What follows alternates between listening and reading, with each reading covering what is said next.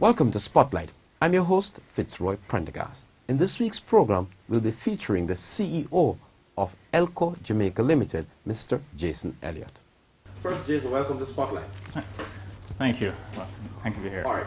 Tell us a little bit about your upbringing and how you got involved in this. First of all, your upbringing, because I noticed that you have both Jamaican and Barbadian heritage.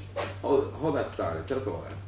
Well, I grew up. Ellco has been in existence for 28 years. We're out for the Caribbean. It's a family company. I started working with the family when I was 18 years old, and started at the bottom and worked my way up through the company, so I know all the aspects and small details. And after about 4 years, left that, went to explore different fields of work and so forth to get as much experience to bring more experience to the table. I started back work with Ellco in 2009. I came back to Jamaica. Ellco Jamaica actually started in 2007 for World Cup cricket, because we had the contract to cover the Caribbean for that. So I came here in 2009, and it's been a very interesting experience since then. Okay. Yeah, I get that you had some military experience. Tell us about that. I did a little training. I did a little training with the English military for about 3 years and so forth. It was an experience, a very good experience. Okay. And didn't like it? No, I enjoyed it. It was the most challenging thing I ever did in my life. I would definitely do it again. Right. I would recommend it for anyone. Yeah. Now, you were telling me that your father was actually born in Jamaica. Tell us about that. Okay. He was actually born in Barbados, but he grew up in Jamaica. Okay. Came here back in the 70s, 60s with my grandfather. My grandfather, he helped build the sugarcane plant in Bogwalk, and which is now the True Juice plant. Oh. Yeah. So there we go. So the family, after that, left, and they came back in 2007 for the World Cup cricket. Great. And, all right. Now we're going to move a little bit more into what you know now. Yes. Ellco, as you indicated, is a Caribbean company. Tell us about it has been in existence for 28 years. What do you guys specialize in? Well, the Ellco Group in Barbados, we specialize in a variety of things. We do some of the biggest tents in the Caribbean, big marquees, we all do tables, tents, chairs. So it's like a one-stop shop for weddings and special events, and also for construction. Here in Jamaica, however, I mainly focus on portable sanitation. So I do the luxury toilets for special events and VIP areas. We're the only ones that have the AC toilet trailers. And we also cover construction sites to try and increase productivity and health benefits there. How's that going? It's coming along good. It's been a very long road. We do a lot of training with the government and so forth to try to keep the Ministry of Health up to standard and so forth. But it's been a very, very long road, and we're trying to educate the people about what portable sanitation and how it could benefit you, especially in the construction and also in the special events, because happy patrons will keep on coming back to your party. And the same with construction sites. If you have a toilet within 100 feet of the work site, the amount of productivity that's increased, it pays for itself in the end. Yeah. Now, what's the difference between the market in Barbados and Jamaica? Well, Barbados, the market, we have a population of about 260,000 people in Barbados. The market down there is a bit saturated, as I say, because we have two other competitors down there. Mm-hmm. And so at any given time, we have about 600 units out in Barbados. Mm-hmm. Here, it's a very new field. There's a couple competitors out here as well, but you have a population of close to 3 million people in Jamaica, so the possibilities are endless, and there's so much opportunity in Jamaica and so much construction building up. It's definitely a good window. Okay. All right, we're going to look now at the whole aspect of sanitation and the government's role in sanitation. Now, it's important that you mention sanitation in the government because we have a lot of public bathrooms and that's not kept very well kept sometimes. Is it a is it that your company is eyeing things like that as well as you grow? Yes, we're trying to develop some programs right now for the less unfortunate. We're trying to get toilets into areas like Tivoli Gardens and so forth, and try and actually make it like a community project. So it's actually a little mini business for the community people, where people will pay a little minimal fee and they'll use it monthly. Because money is always a factor. Right now the government is very tight funding on the budget, and so we're just trying to help where we can. And especially with the money aspect. So, what's the response like? Have you met with the government so far? We have. So we're members of the Portable Sanitation Association International. That's an international body. And so we work closely with them, and they help governments. The government actually turns to the Portable Sanitation International for guidelines for when they're making laws. So, for instance, it should be 1 toilet per 10 men based on a 44-hour work week. So we try to give guidelines to that, and try to update the Ministry of Health. Tell me now, you said you're trying to go into Tivoli Gardens, but there are lots of communities like Tivoli Gardens in Jamaica. Yeah. Have you identified the weakness in Tivoli Gardens, and have you visited there significantly and know intimately about the conditions there and how to improve it? Yes, I've visited many of these places, and it's a case of running water, proper not enough proper sanitation. So what I want to try to do is increase that. So there is a healthy, sanitized facility that the public can use, and it should pay for itself in a way, because I can't go in there and expect someone to pay for the rent and so forth, because like I said, the government budget right now they just can't afford it. So we have to try to improvise different ways and make it to suit. Okay. Which is coming along. I'm just trying to meet with all the community leaders right now and the mayors and so forth, and to try to, so that when I put the toilets down there, the people actually will look after them. Right. How would you get that? How would you ensure that that's paid for? How would I make sure it's paid for? Basically, the program we're trying to do is we would rent the toilets out to the community leaders. Okay. People will pay a monthly usage. The program is that... To who? The monthly usage would actually be paid to the community leaders. Okay. So they would organize collection from the people that are using the toilets. So let's say it would be 25 Jamaican per use, but at least you would have, a running toilet, you would have a hand wash facility, foaming soap dispenser that kills 99% of all germs. The actual pilot program is actually started in India right now. Right. So we're pretty much copying that, because over there you have massive, some areas of like 1 million plus people. And they actually use cell phone scanners. So everyone gets a little clip you put on your keychain. Someone looks after the toilet, you scan it, and they go and use it. So it's automatically built, it's all computerized. Right, that's why I'm asking you, are you going to have all that scanner technology? Yep, that's what we're trying to bring to the table right now. Okay. All right, so basically you are using, the toilet would have the technology to, so somebody could go and scan it and use it, and they would pay before usage. Yeah, they would pay like a monthly fee, or how I would imagine it would work is when they scan it, how many times they scan it is how much they would pay at the end of the month. Right. Now, there are a lot of, as I indicated to you, a lot of other communities in Jamaica, like Tivoli Gardens. We have the West Kingston side, Denham Town, there is Alnwick Gardens, a lot of that, and certainly in the rural part of Jamaica. When you speak to the leaders, the government, the mayors, what feeling do you get as it relates to their eagerness to take on a project like this? I think it's very positive, because they see that there is a need for it, but a lot of people just don't know how to go around doing it. So that's what we're trying to bring to the table now, So we're looking forward to 2013. I reckon it's going to be a good year for that. Why did you guys decide to go into sanitation, of all things that you could have gotten involved in? Well, it was started by my folks 28 years ago, and my father was working in the sugarcane industry trade, and he noticed back then, there was a problem. A man would go and he would want to use the toilet. So he would walk down the road and spend about 20 minutes down the road to the nearest rum shop to use the bathroom there. And so he would go into the rum shop, and he can't help himself but to have a drink as well.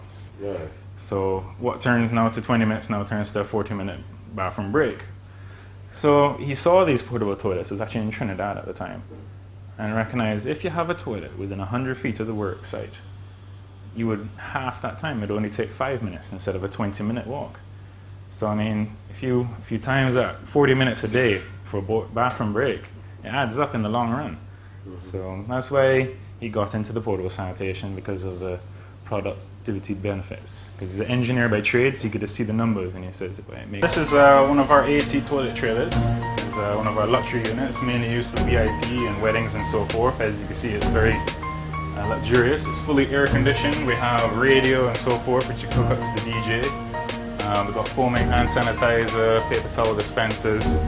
I'm actually looking to upgrade these paper towel dispensers to a fully automatic one, so you don't actually, it minimizes the contact, especially in this day and age with H1N1 and flu and so forth. You have to be very careful. So we strive to keep our facility as clean as possible. So this is our luxury unit, and a lot of people are usually very happy with this. Comes at a pretty cost. Like I say, you pay for what you get.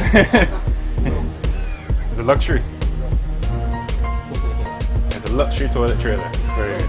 We have some more commercialized ones, which is, more for the ATI weekends. You want to park it up on the beach and so forth. So it works really well. This is the female side, so it has 4 units this side, and it's 2 male and 3 urinal on the next side. For those persons who want to get in touch with you, give a number, email, so that you can contact us at 815-5667. You speak to myself, Jason Elliot, or Mr. Robert Elliot. And email, you could contact jason@elcorentals.com or robert@elcorentals.com. Or you could check our website out at www.elcorentals.com. And you're aware that's actually it's linked to our Bayesian company as well. So when you see all of our big tents and so forth, we do ship throughout the Caribbean. So if you want a 200-foot tent to cover the stadium or anything for a massive party, then we can give you a quotation and ship it out here. So this is our male side of the luxury toilet trailer. Again, fully AC, has all the radio and everything. You have 3 urinals, 2 males, 2 male toilets. As you can see, we keep it very clean, healthy and sanitized to standard, because we expect high standards.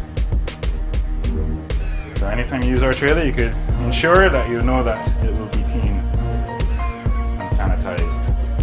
That's more important. So I don't know what it looks like. Yeah, it's a little bit more of a polish.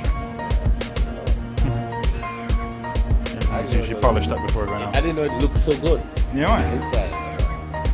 Is any of the white ones open? So these are normally, who are the clients who would rent something like this? The upscale clients.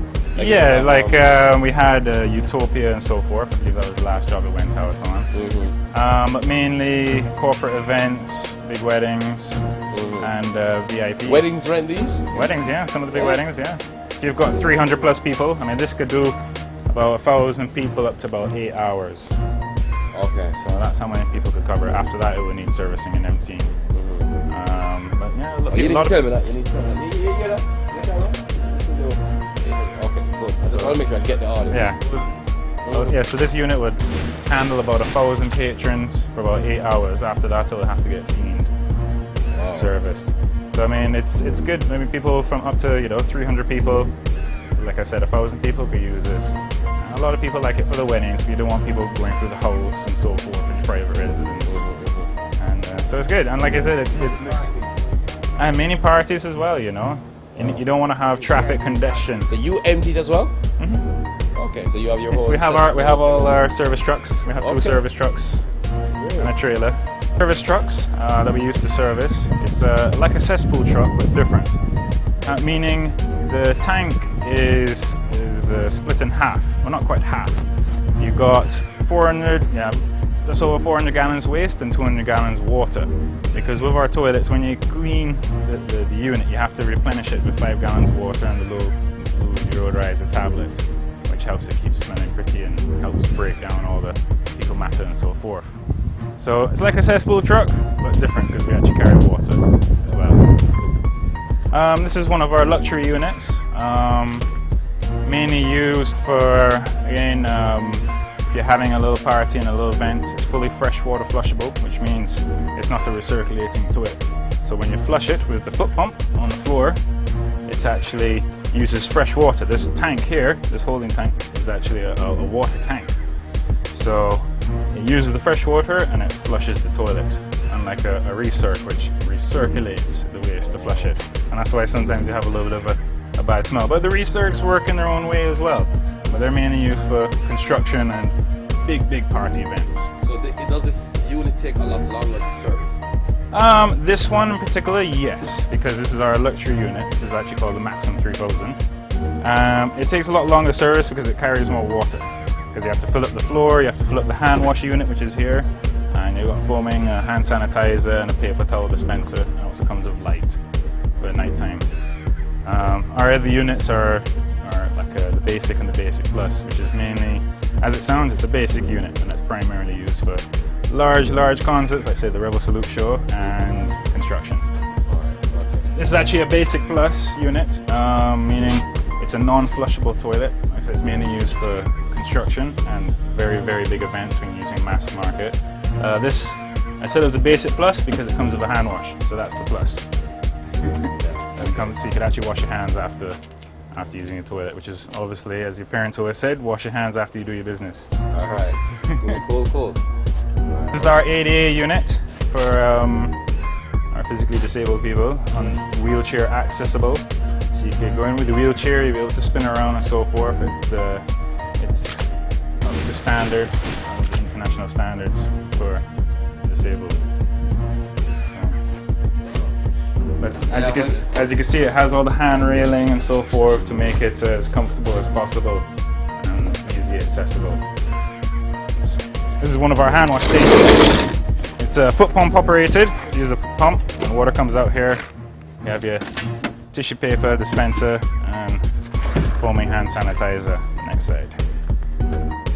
So a lot of people like to use this. So if you're ordering a basic toilet, which doesn't have a hand wash system, if you have, let's say, 10 of those, you could order one of these. So when people come out of the bathroom, they're still able to wash their hands after use. We also have some hand sanitizer stands, which I'll show you now. So this is one of our foaming hand sanitizers. It's one bag.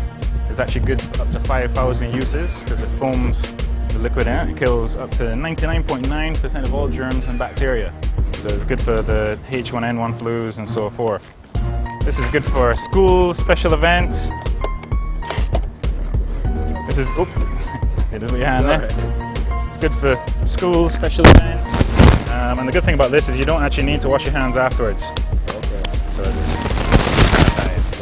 You know those little sanitized bottles you get? This is what it is in here.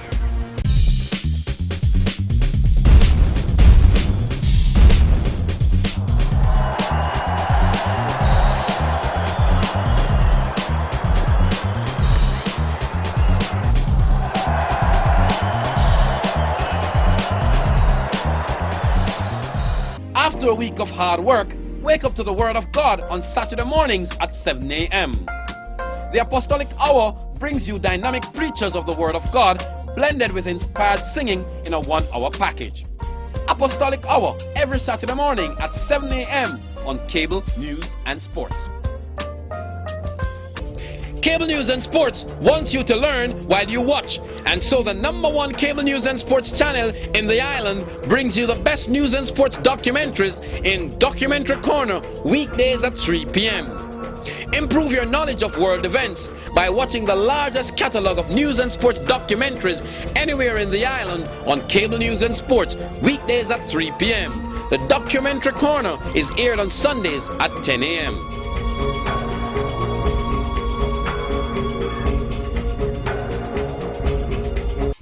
Cable News and Sports brings you the most comprehensive horse racing show on television, Horse Racing in Focus.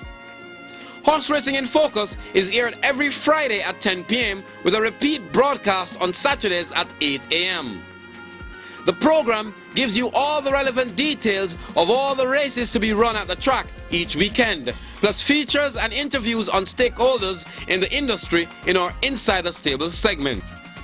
Horse Racing in Focus also highlights a relevant rule governing the industry each week in our Rules of Racing segment. So for detailed analysis and possible permutations regarding each race each week, it's Horse Racing in Focus on Cable News and Sports every Fridays at 10 p.m. with a repeat broadcast on Saturdays at 9 a.m. Join Cable News and Sports on Mondays at 6:20 p.m. for UN in Action. UN in Action gives you a glimpse at some of the work of the United Nations as they seek to reduce poverty and foster development in developing countries across the globe. UN in Action every Monday at 6:20 p.m. on your News and Sports Authority, Cable News and Sports. Every Mondays at 6:05 p.m., Cable News and Sports brings you Inside the World Bank. Get an insight into the mission of the World Bank as they fund some of the world's major projects to assist in economic development. We estimate at the bank that even a mild epidemic will reduce world GDP by 0.7. Inside the World Bank, Mondays at 6:05 p.m. on your News and Sports Authority, Cable News and Sports. Just that a company, let's just start about, you just came into Jamaica. How long ago have you, I know you came for the 2007 World Cup because you had the contract. Tell us about that experience first of all. Oh, but the World Cup cricket was a very, it was a learning experience. It was a very big task. We had some. How many bathrooms you had to provide for the stadiums across the region? Tell us about that. Well, let's see. In Barbados, we had over 800 bathrooms there. We had Antigua. It was close to over 200 toilets there. It was pretty much 200 toilets in each island after there. So like Kingston had 200 plus toilets, and we had Antigua and St. Vincent as well. So it was good. How challenging was that for you to have such a massive amount of toilets, to be serviced and to be out there in each country throughout the tournament? The logistics was, and I said it was challenging, but we always love a good challenge. But it was fun. It's a pretty simple operation to run, as long as you get the numbers right. And we knew roughly what the crowd expenditures were going to be and how long the events were going to take place. So with that knowledge, we could determine how many toilets and how many service trucks we would need and lay before us for that event. So after, obviously, that track record of serving the World Cup, after all, you felt that you did a very good job for the World Cup. Oh, right? yes, yes. The clients were very happy indeed. Right. So you were expecting that based on the success rate that you had in the World Cup, it would filter down into, into the Jamaican market and so on. Absolutely, yes. All right. Tell us a little bit about how long you started, real business in Jamaica since the World Cup. Well, I moved here in 2009, and it really took me a year to get culturized, just to see how things are run in Jamaica and how the ports work and how the tax office systems is, because as you could agree, it's pretty unique. Yeah, it is unique. It's new, and it takes a while to get used to it. Right. And so it's like I said, it's very unique working experience here. Now, so you started 2009, got acclimatized approximately 2010. Yeah. And then what? This property, I noticed that you're in the embryonic stage of developing this property. Tell us about what you did next. Yes, we recently moved here. Were you operating somewhere else in Jamaica before? Yes, we were operating in Chelsea Avenue, right next door to Scotchies. Right. But we're an ever-expanding company, so we needed a little bit more elbow room. Right. So we've actually moved down here on Spanish Town Road, Diamond Avenue, next to Toyota Jamaica. And we've got a lovely yard. It's a lot more space because we're bringing in some more toilets in the next couple months and some more AC toilet trailers. And our new wee wagon for Carnival, so the Carnival patrons could look forward to that. Okay. They don't have to duck off into the bushes no more. You actually have a trailer that will be following the crowd. So you talk about Carnival. It seems like you've been supplying Carnival with this facility. Is that? That's right. Yes, I've been doing Carnival parties in Crop Over in Barbados for many years. And what we usually do is have trailers that follow the bands, and we put toilets on the trailers, and the ladies and the fellows will go and use the trailer. So like I said, they're not ducking off into the bushes, as they say. Right. So having done that in Barbados, right? What about the Carnival in Jamaica and Trinidad? And well, the Trinidadians, they have their own portable sanitation groups down there, which is actually a government-owned company. Okay. And so it's not a market that you're looking at anytime soon? No, it's not a market. We can't really compete against governments. Right. So what about Jamaica? Obviously, we have Carnival here as well. Yes. Have you ever done Jamaican Carnival? I have. It is. I find the Carnival down here is still very young in the making. It's every year it's getting bigger and bigger, and getting better and better. So it's coming along. It's coming along nice, and I look forward to this year's Carnival. Okay. Now tell us about the target groups that you target. Now that you, first of all, this is what I would classify as a massive yard space, and obviously, is this the permanent location for now? Yes, for now, yes, absolutely. Okay. Now, tell us about the target groups that you would think that you would target for the rental of your services. Right now, I'm targeting event planners, construction sites, anyone that holds a party. A lot of time, people want to hold a big party and so forth, but they're forgetting one of the main ingredients. If you feed your patrons and you give them beverages, they're going to need a bathroom. So you can't forget about the toilets, which sometimes a lot of people do. And you have to have the right amount of toilets per number and for the period of your event. Otherwise, it's going to get very messy. And there is a bit of a bad reputation for portable toilets down here. As soon as you mention it, everyone kind of skinning up your face, and no one wants to hear about it. Because not a lot of people stick to the regulations, and meaning how many toilets you need for the crowd, which is very, very important. You have to keep the regulations, because the minute the toilet starts smelling bad and so forth, it usually means it's being overused, and you don't have the right amount of toilets there. So you want to make sure you have the right amount. Okay. Now, having looked at all the issues that you've had, what is the greatest challenge you face in Jamaica? The greatest challenge I face is trying to just educating the people about what service I provide, the benefits of portable sanitation, getting the right amount of toilets on construction sites. A lot of time I see very busy construction sites, they'll have 50 plus men, and if they're lucky they got one toilet, or it might be a pit toilet, as they call them, But right now we have a lot of Chinese contractors coming in from Jamaica, and they're taking away a lot of business because they're just bringing in the containers and offloading, and they don't have any need for portable sanitation. So, but I hope NEPA and the Ministry of Health are stepping on that, because there are a few problem areas there. Yeah. But in terms of your whole marketing, though, there definitely needs to, be ramped up, because obviously the newer the company is, the more you're going to be needing some visibility in this country to ensure that people are knowing that you offer this service. What say you? Absolutely, we're trying to get our word out there, our name out. We had projects along the Palisades Road, and the toilets themselves act like billboards, because they have our logos on the side of it. So when you see them on the side of the road, it's Ellco is there, and that's as the construction people are looking after the workers. You have to respect your workforce and respect your patrons.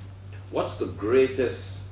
What would we really love to achieve, say, in the next 5 years in Jamaica? A bigger market, you're coming from Barbados, a bigger market, lots of potential.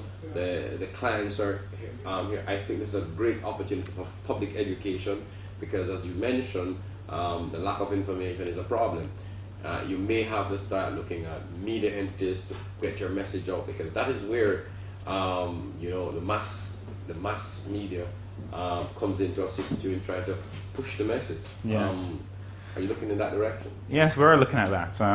We're trying to start some new advertising campaigns it's called Respect Your Workforce, Respect Your Patrons, and it's trying to, exactly as I say, educate the people about the benefits of portable sanitation for special events and construction. So we are advertising online. We have Facebook, and we're going to be advertising in newspapers as well. As you know, advertising in newspapers sometimes is very costly as well. And so we're trying. Now, I just wanted to ask you this about the space, because you have such a massive space. What do you plan to do with it, if I can be answer that?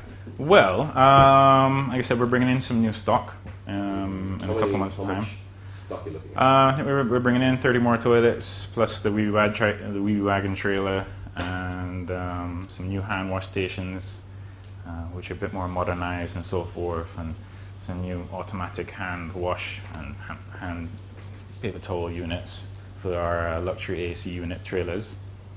And so by the end of the year, hopefully bringing in some more trailers as well. So it should be good. All right. In wrapping up this interview, Jason, tell us about what is it that you would want the Jamaicans to know about Ellco Jamaica Limited? Well, we're the best at what we do. We may not be the cheapest, but we definitely know what we're doing, and ultimately you pay for what you get. So, we have the Mercedes-Benz of toilets, so we'll give you that price, and we'll give you that service, should I say, and you could expect that from us. Especially for the upscale events and so forth, all of our toilets are manned by attendants, so we like to maintain the highest quality of toilets. Thank you, Jason, Elliot. All the very, very best. Thank you very much. Wish you all the best in the future. Thank you very much.